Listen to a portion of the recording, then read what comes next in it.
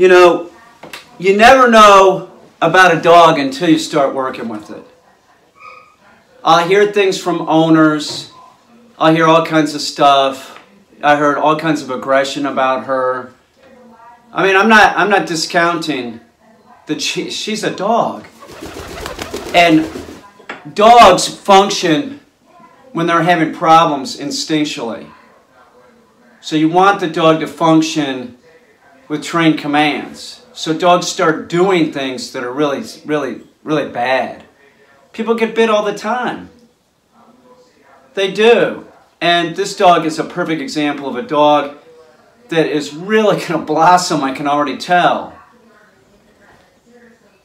Dogs, like when I train a puppy, I always bond to them. There's always this heavy bonding going on. And I bond to all of them. That's a fact, whatever their problem is. But when I see a dog that I bring in, I'm you know, giving it food or something, it doesn't know me, and it's raising its lip and growling at me, and then it stops doing that. It starts trusting me. It's like you have no idea what a good feeling that is. I mean, when I brought her in, you saw the first video, she wasn't even making eye contact with me. I knew at that point, though, she'd let me touch her mouth, and I'm like, we can teach her to do hold and drop. And that means we can teach her to retrieve. But you saw me yesterday doing the video. I was wearing gloves because I still wasn't sure. I mean, going towards a dog's mouth, you can get bit. You want to make sure that you don't get hurt. If you're going to try this at home, you know, really think about what you're doing. And so, does your dog know the basics before you do this? It's one thing for me as a professional to start doing something advanced while I'm working on the basics. So, you know, we're working on sit outside with her. I need her to sit real good. But this dog, as far as like doing hold and drop, is like its ability to do this has increased immensely from when she came in. The first time that I was doing this, I had to pry her mouth open. This is true. I had to pry her mouth open. And it wasn't easy. It was like prying open an alligator mouth and then put it in there, and she went like that real hard. Now I can just put my hands on her snout, my fingers on her snout, and it's enough of an indication, no pressure. She just opens her mouth and takes the stick. And earlier today, I put the stick in front of her, and she just took it. I'm telling you, the dog has a huge amount of potential. I'm sort of getting teary-eyed. I'm not shitting you, man. I really feel great about this dog. This dog growled at me. She had a burr on the side of her face, okay? She's in my yard, got a burr on the side of her face. And I'm like, well, I'm outside, I don't have gloves. And this is today, because yesterday, the last session, I was like, oh, things are different with me and Bella. So I just pulled the burr off, and when you're doing that, you're sort of pulling the dog's fur. She didn't go after me, she didn't growl, she didn't do anything like that. So she's looking at Remy. So now I have it to the point where Bella will, if I just go like this, she opens her mouth, I'm using no pressure, drop, and she'll even hold it longer. Now I'm in a really screwed up position. I'm sitting on the table. I don't do that like this, so let me do it a few more times where I'm not sitting on the table, and let's see how good she can do it. And remember, she hasn't been doing this long. And this is a dog that I was suspicious of and was wearing gloves. So my trust level of this dog went up immensely. It has, and vice versa. She trusts me now. I fed her just recently, and I fed her pork loin, you know, chopped up with a couple green beans and some calcium. I put that in there. She started eating it. I put my hand in there, and no growling. No upper lip, no nothing. She knows that, you know, she knows she's cool. Man, this is great stuff. Here, Bella, here, come on, turn straight. You are a good girl. You seriously are a great girl. So watch, I'll just put my fingers on the top of her snout at this point, like around it, and no pressure. There's absolutely no pressure. Okay, hold. Roll it in. Make sure that her lips aren't, okay, drop. When you do that, make sure that the lips aren't tucked underneath the teeth and on the object. One other thing that I'd like to say is that she's holding it real light now. Instead, first it was like, ah, you know. Now she's just holding it because she's a good girl. She's going to get this. And when you do this, make sure you're telling her, your dog, when you're doing this, that this is the greatest thing in the entire world is to hold the stick. Use a really up tone. Tell them that they're doing a good job. You're a good dog, dude. You're very cute, too. Okay. Okay, hold. Roll it in. Putting a little pressure right underneath so she holds it, and I'm saying, hold. Hold. Good girl. Hold. Hold. Good girl. That's very good. We keep the sessions real short. I'll do this 3 or 4 times. We'll go out, work on something else. We'll come up here. Good girl. Okay, drop. No, here, roll it out. She's still holding on. Roll it out. Drop. Good girl. It's fucking awesome. Trust me, this is fucking great. Bowser was a breeze to get to do this, right? But there were issues that he had to learn it as a command. Bella's going to learn easier because she's older. She's 2 years old. She's going to learn all this stuff as a command a lot easier than the puppy. Know that the older the dog, once a dog is about 8, 9 months old, if I'm working with it, you can sort of train them as you would a 2-year-old dog. But these puppies, you know, I couldn't use any pressure or say no or anything to Bowser until Bowser was close to 4 months old. So if a dog comes in at 9 weeks, I'm like, man, this is going to take at least 60 days. Then if they're itching to get the dog back and it comes in at 9 weeks, you know, Bowser had about 30 days of obedience training as a puppy. Do you understand? The other 30 days we were working on stuff, but you really can't get anything with the dog until they're older and they can sort of comprehend the negative.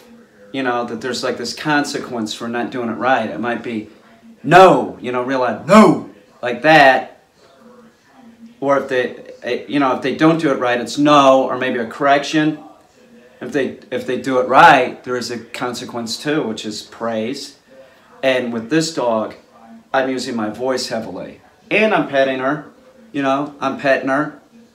She's going to get this good. Let's do it a couple more times. Get ready, Belle. You're a good dog, dude. You are seriously a good dog. Okay, you ready? Okay, hold. No, hold. Nice. Good girl. It's fucking awesome, dude.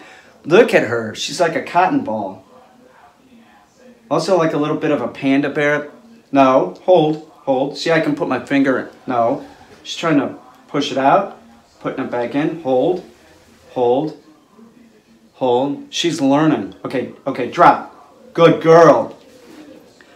I don't have to worry about this anymore, about her snapping at me when she was pushing it out. This is totally normal, and this is less than a lot of dogs. A lot of dogs, you can't get any seconds. You get 1 second and they're spitting it out. She's actually holding on to it for a little bit. And earlier, I mean, at times, she'll hold on to it for 15 seconds, 20 seconds, you know. But I don't have to worry about her biting me. If she had something in her mouth, I'm confident at this point, like if she grabbed a chicken wing, we were in the city, I would just pull it out of her mouth. She trusts me. She knows that I'm not going to, you know, I'm not going to, you know, I'm in charge. I'm in charge, and I'm not doing anything that I'm going to hurt her. And then the whole thing about dogs is there's this, like, 15,000 years or however long it's been that they've been the first domesticated animal of interacting with dogs and giving dogs direction.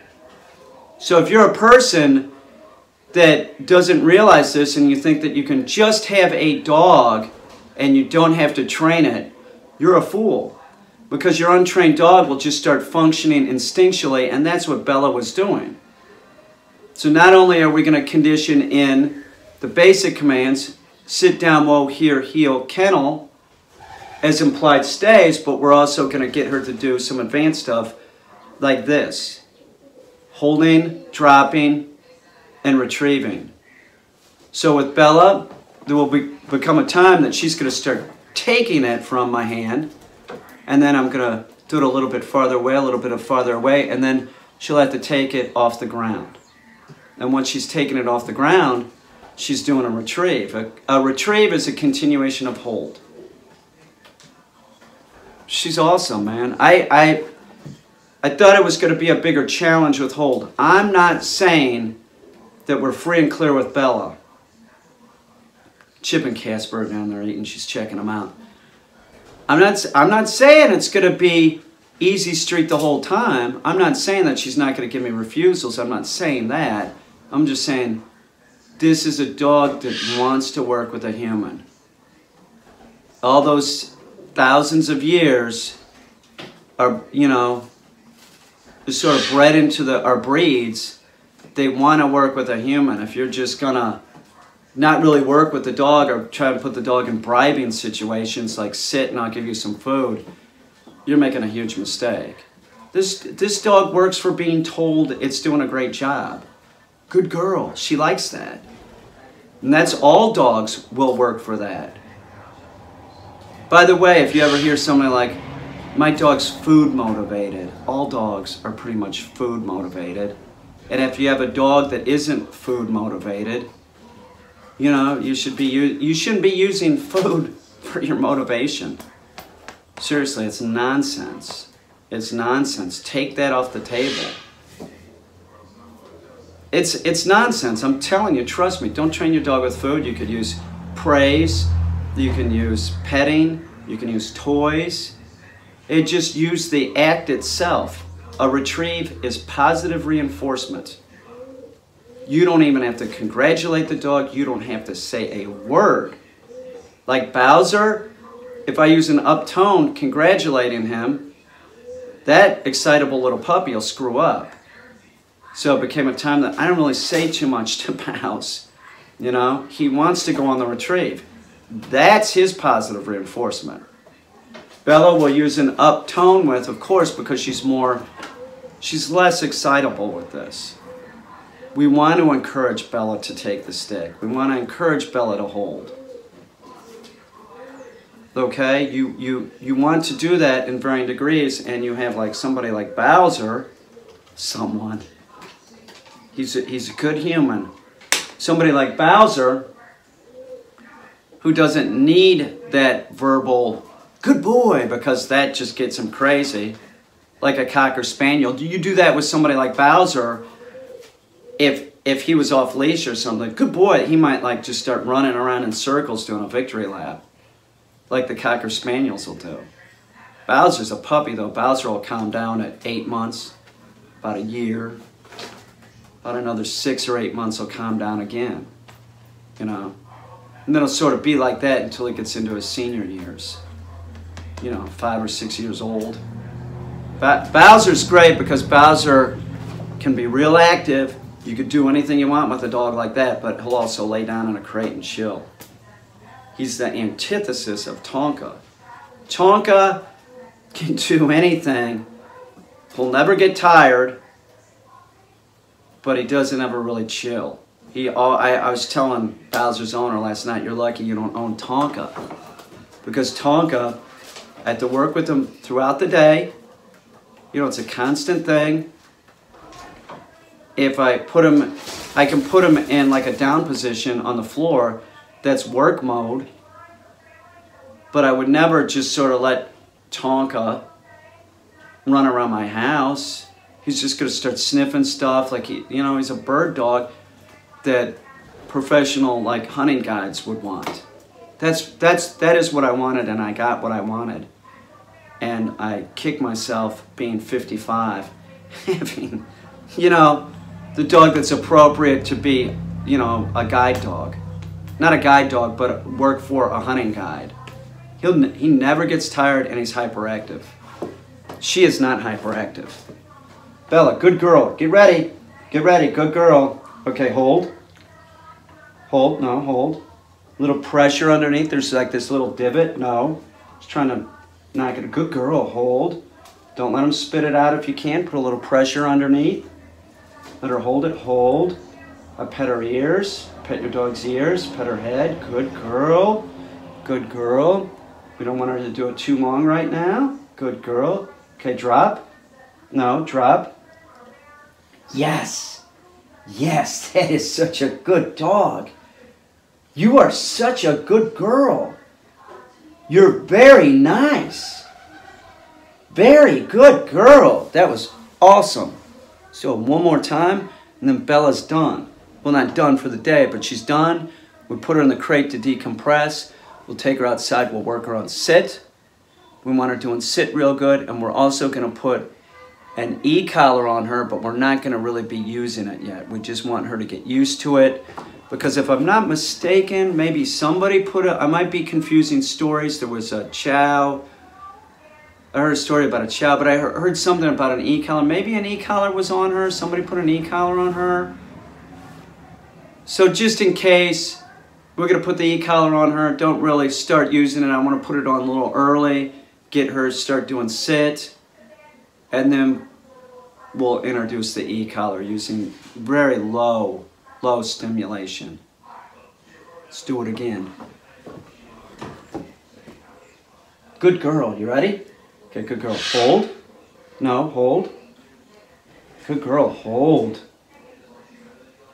Hold. No, hold. Hold. Hold. Good girl. Hold. Hold. Good girl. Hold. Okay, ready? Drop. No. Drop. Yes! Yes! You're a good dog, dude. You're a very good girl. Fucking awesome. Seriously. Motherfucking awesome.